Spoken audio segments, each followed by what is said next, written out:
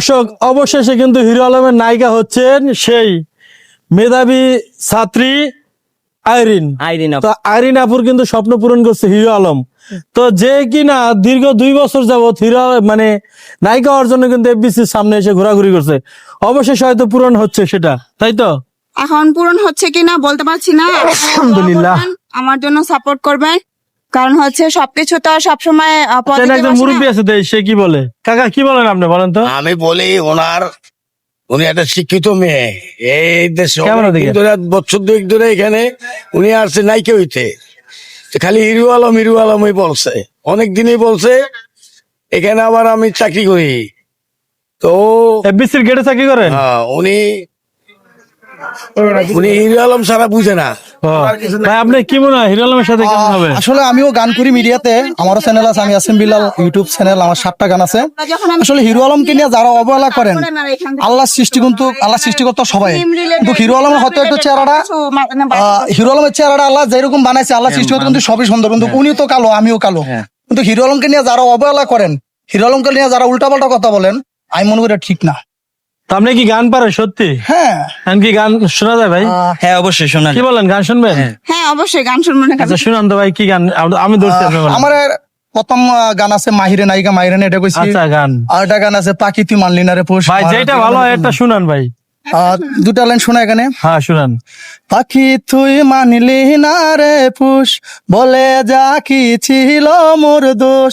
পাখি তুই মানলি না রে পুষ, বলে যা কি ছিল মোর দোষ। আলহামদুলিল্লাহ। আশা দিয়া কেন পাখি গেলি উড়িয়া, একবার ভাবলি না তুই তোরে ছাড়া বাজব কিনিয়া, একবার ভাবলি না তুই তোরে ছাড়া থাকব কিনিয়া। মনের কাছায় যতন কইরা রাখছিলাম রে তরে, সেই কাঁচাটা কইরা খালি নিঃস্ব করলি মোরে। বাকি তুই মানলি না রে পুষ, বলে যা কি ছিল মোর দোষ। আশা দিয়া কেন পাখি গেলি উড়িয়া,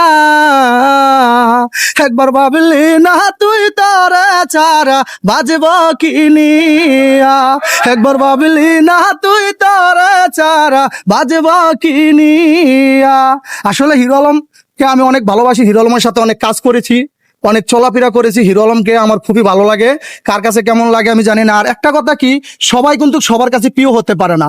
হয়তো আপনার কাছে আমি প্রিয়, আরেকজনের কাছে প্রিয় না। তো আমি বলবো আল্লাহ সবারই সৃষ্টি করেছে, হিরো আলমকে এরকম বানাইছে, কিন্তু অরণ্যে যে অবহেলা করে, যে মানে নিন্দা করে, আমি মনে করি ঠিক না। সেও একজন মানুষ। হিরো আলমকে আমি অনেক ভালোবাসি। এফবিসিতে তো তাকে এই যে চলচ্চিত্র যে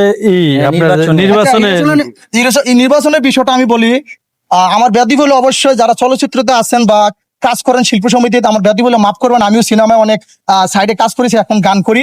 তো হিরো আলম যে যতগুলো কাজ করছে 6 থেকে 7টা ছবিতে, এদিকে আসেন, 6 থেকে 7টা ছবিতে হিরো আলম প্রডিউসার হিসেবে কাজ করছে। এখানে নায়ক মেহেদী ভাই আছে, শিল্পী সমিতির অনেক ফাইট ডাইরেক্টর আছে, অনেক পরিচালক আছে। তো তাদেরকে নিয়ে যদি হিরো আলম কাজ করতে পারে এখানে, তাহলে থেকে বড় কথা হলো কাজী সাহেব আছে, কাজী সাহেব আছে, যে বাংলাদেশের পরিচালক নাম করা। তাহলে হেরা যদি হের ছবিতে কাজ করতে পারে, হের ইন্ডাস্ট্রি কাজ করতে পারে, তো সে চলচ্চিত্রতে কেন সদস্য হিসাবে বা কেন সে ভোটার হিসাবে কেন সদস্য পদ পাবে না? আমার কাছে, দেশবাসীর কাছে এটা আমার প্রশ্ন থাকবে, যে হিরো আলম সাহেব যদি এতগুলো আর্টিস্ট নিয়ে, বাংলাদেশের চলচ্চিত্রের আর্টিস্ট নিয়ে কাজ করতে পারে, তাহলে সে কেন সদস্য হতে পারবে না? তাকে নিয়ে কেন এত সমালোচনা হচ্ছে, আর তাকে নিয়ে কেন এইসব উল্টাপাল্টা কথা হচ্ছে? আরে ভাই, সে তো একজন মানুষ, তাকে অবহেলা কেন করতেছেন আপনারা? ভাই, অবহেলা করা ঠিক না, অহংকার করা ঠিক না। হিরো আলম খুবই ভালো মনের মানুষ, আমি তার জন্য সবসময় দোয়া করি। বলে আমি গান করি দেখে গেছি, আমি তো কালো, উনিও কালো। ভাই, আল্লাহর সৃষ্টি সবাই আল্লাহর হাতে তৈরি করা, আল্লাহ সবারই বানাইছে, কেউ সুন্দর বানাইছে, কেউ কালো বানাইছে। এই জন্য যে হিরো আলমকে কেউ অবহেলা করবেন না, কেউ নিন্দা করবেন না।